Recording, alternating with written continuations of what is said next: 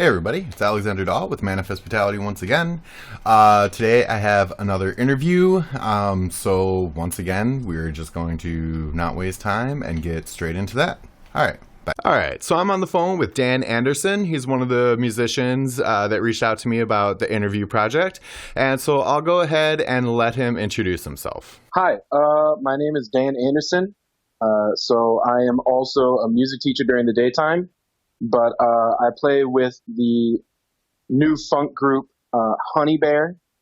I do saxophone, and then I do vocals with that group. And then I'm also a solo acoustic musician, and I call that project Big Spooky, and I just started that recently as well. Awesome. So when you were growing up, kind of what kind of stood out to you about music, and what were some of the things that really made you kind of realize that that's what you wanted to do with your life? I think it was somewhere in like first grade that my parents ended up taking me to like a high school orchestra concert, and I saw the violin section, and I was like, oh yeah, that's what I want to do. So I remember asking my parents if I could take violin lessons because the school only started in fourth grade. And they were like, no, no, no. But I kept asking. And they found a way to get me some lessons when I was in second grade. So I actually started violin when I was in second grade. And then, as I was growing up, fifth grade was when band started, so I started playing the saxophone in fifth grade.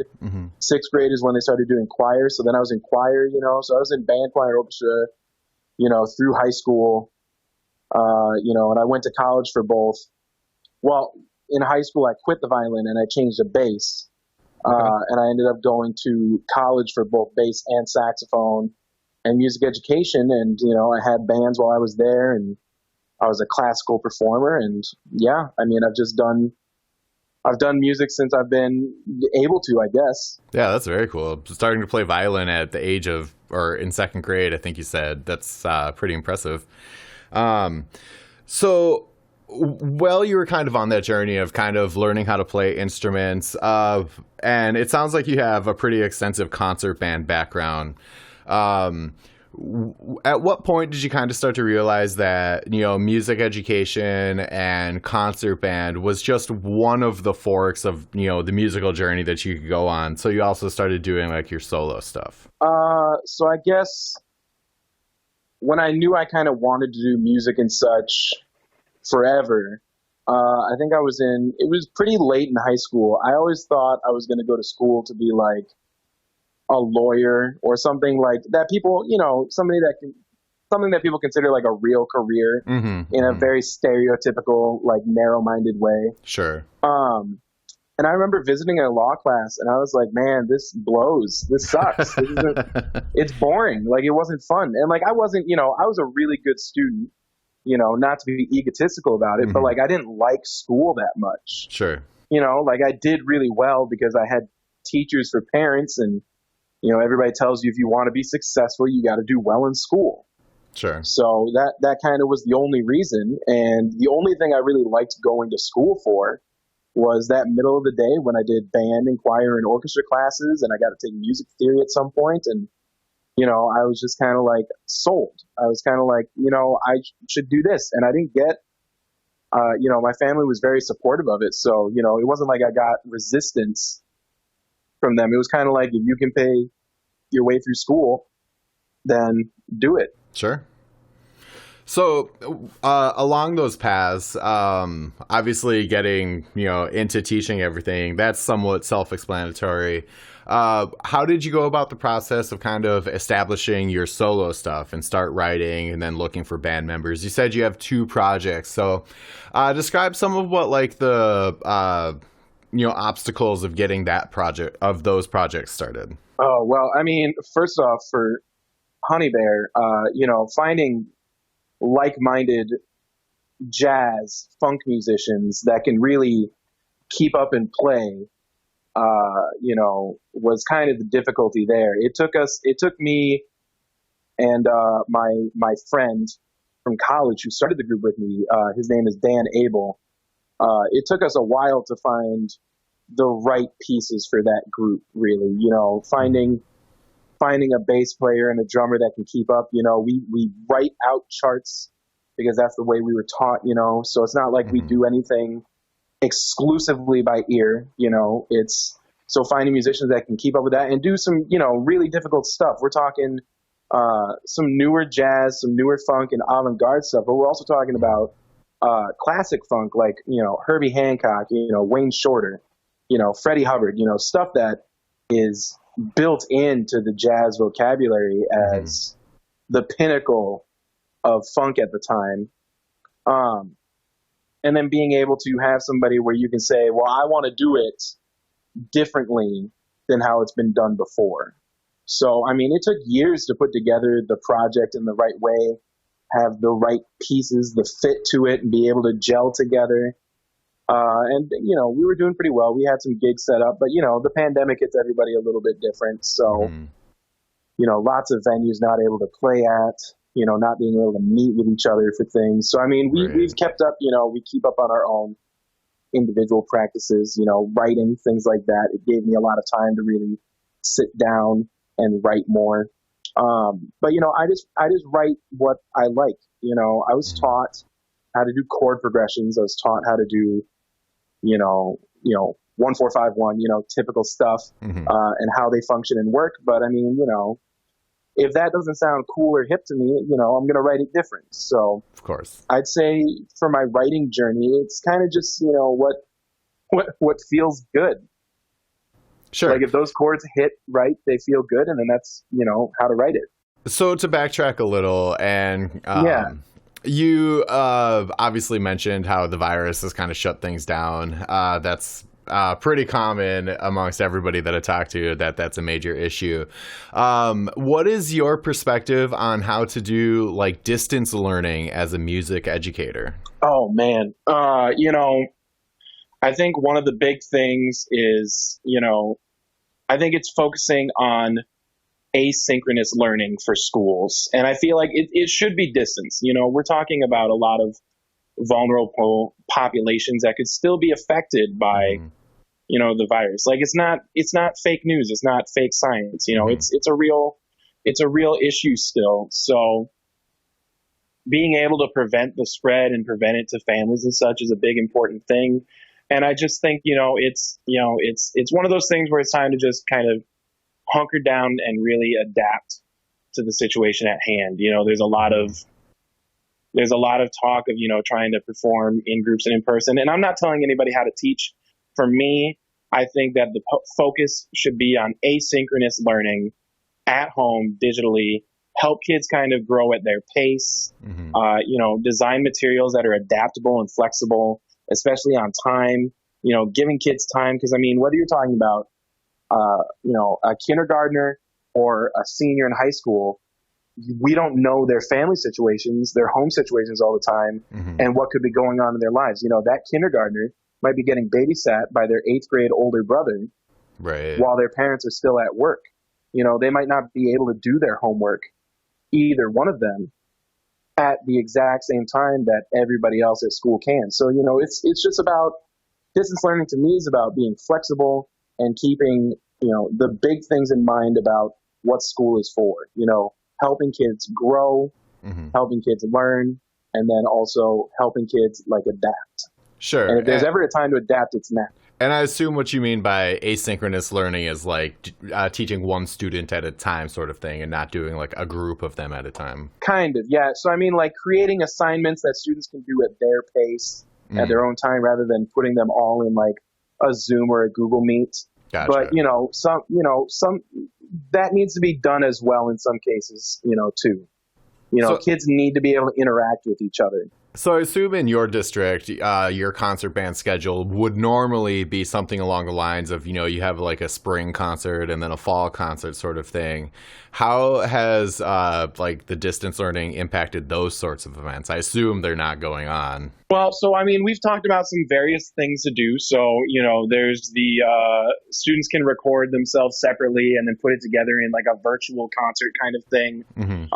We've also talked about, small group recitals, small group performances, individual performances, different ways to allow kids to still be a performer without, focusing so much on it having to be in a group, in a concert hall, playing this, like still giving them opportunities to perform, but just adapting it in ways that they can do it successfully while still in distance learning. Sure. Awesome. So let's go back to like Honey Bear and Big Spooky. So when you're kind of putting those bands together, or particularly Honey Bear, because I listened to a few of those tracks and they're really good. They do have that nice kind of like kind of acid jazz kind of vibe to them. How did you kind of decide that was the tonality and voice of music that you wanted to make? So, I was in jazz band since middle school when they had a jazz band. So I've always been doing jazz, and I always felt like I never really did the jazz that I loved and enjoyed. We do a lot of swing charts, or we do a lot of like corny kind of funk tones when I was in high school and stuff. And when I was in college, because of my commitment to both the concert band and the orchestra, I wasn't always able to be in jazz band. Mm-hmm. But, listening to jazz, I really grew to love artists that were sometimes not considered, how you'd say, maybe the standards. Sure. Or maybe that did things differently. I very much attached myself to artists like Sun Ra, who's very different, Frank Zappa, mm-hmm. who wrote things in a very different way. Mm-hmm. So I'm very influenced by that. And I love new jazz, and I love the movement of electronic music in jazz and the lo-fi movement, things like that, that I really think just kind of give a good vibe. I'm very much into like vibes and energy in music rather than just only being technically perfect or sure. being, something that somebody is like, oh, that's the standard classic of jazz. I want to get kind of out of that zone and just get back to being, music is something to enjoy. Like you can be technically perfect, but like if nobody's enjoying listening to what you're playing, then I mean, why are you playing it? Sure. And then, so for your other project, Big Spooky, is that also in the vein of jazz music, or is it just like your kind of solo project, or how does that work? So Big Spooky kind of started as a duo, and it's moved into a solo project. It's acoustic, and it kind of started during the pandemic. I picked up guitar going to college to try and pick up chicks, and it didn't work. But nice. During the pandemic, I challenged myself to learn like a new song every day, mm-hmm. whether it was new chords or just like a new song to learn. But I worked on all kinds of different techniques. I worked on my singing even more because I hadn't sung in a while. I sing sometimes with Honey Bear, but it's not the main focus. Mm-hmm. And I had partnered with someone that we were both bored during the pandemic, and we started playing different things together. We ended up doing a cover of I Saw a Tiger from the Tiger King because it was big at the time. Okay. Sure. And I played like mandolin and banjo and upright bass and guitar, and like I put all of it together, and she did some stuff with it too. And then we sang to it, just out of boredom. And then, it turned into this thing, like I don't only listen to jazz. I sure. also love, artists like Father John Misty. I grew up listening to the Black Keys. My dad had me listen to a lot of classic rock growing up. So I have more than just jazz as my taste. And in Honey Bear, there's not always a place for some of that music to come into play. So Big Spooky is a way for me to explore music that I still love, in that indie alternative kind of folksy range, that I can't do in that group, but I can still do on my own. And I've written some music for that as well, but I haven't done much with it yet. Mm-hmm. Still kind of testing them out. Sometimes I'll go play in parks just to like test things out or test new music and put a new set together. Sure. Things like that. So, Big Spooky's kind of, it grew out of boredom, but it's something that I still do care about. Awesome.